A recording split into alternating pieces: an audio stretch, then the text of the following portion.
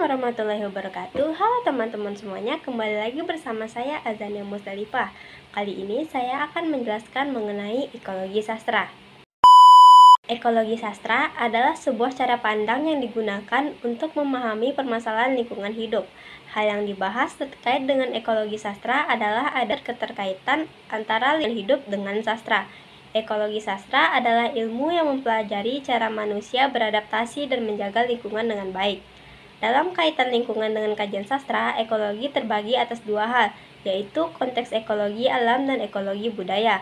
Pertama, ekologi alam. Ekologi alam ini lebih menekankan aspek alam sebagai inspirasi karya sastra dan kajian ekologi yang menekankan pembelaan atau advokasi terhadap kerusakan lingkungan yang disebabkan oleh perbuatan manusia. Berkaitan dengan konteks ekologi alam yang berhubungan dengan sastra, kedua ekologi budaya, hal ini ditentukan oleh pola hidup dan perbedaan karakteristik wilayah. Pada kesempatan kali ini, saya akan menjelaskan penerapan teori ekologi sastra terhadap puisi Syair Orang Lapar, karya Chairil Anwar. Syair Orang Lapar merupakan karya sastra dari penyair besar Indonesia Chairil Anwar. Puisi ini yang ditulis pada tahun 1943 mencerminkan kondisi sosial politik saat itu, di mana masyarakat Indonesia sedang mengalami penderitaan akibat kependudukan Jepang selama Perang Dunia II. Dalam konteks Syair Orang Lapar, kita dapat melihat beberapa elemen yang terkait dengan ekologi sastra.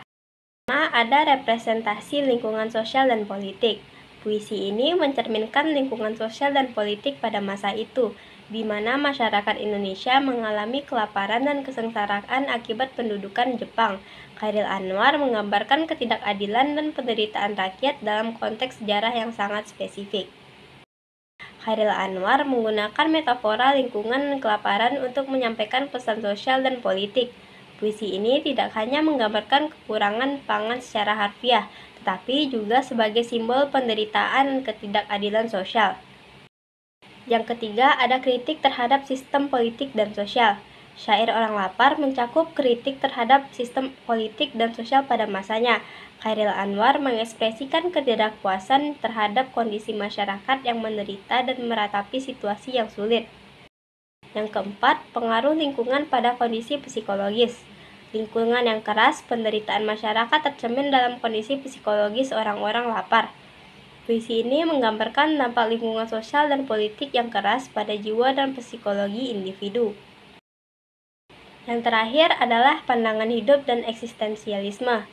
Chairil Anwar dengan gaya eksistensialisnya mengeksplorasi pandangan hidup individu yang hidup dengan kondisi sulit. Puisi ini menyelami pikiran dan perasaan orang-orang yang berjuang untuk bertahan hidup. Melalui analisis ekologi sastra dalam Syair Orang Lapar, kita dapat memahami bagaimana Chairil Anwar menggunakan karyanya untuk merefleksikan dan mengkritik kondisi lingkungan sosial dan politik pada masa itu. Puisi ini menjadi salah satu contoh penting tentang bagaimana sastra dapat merekam dan merepresentasikan kondisi sosial di suatu waktu dan tempat tertentu.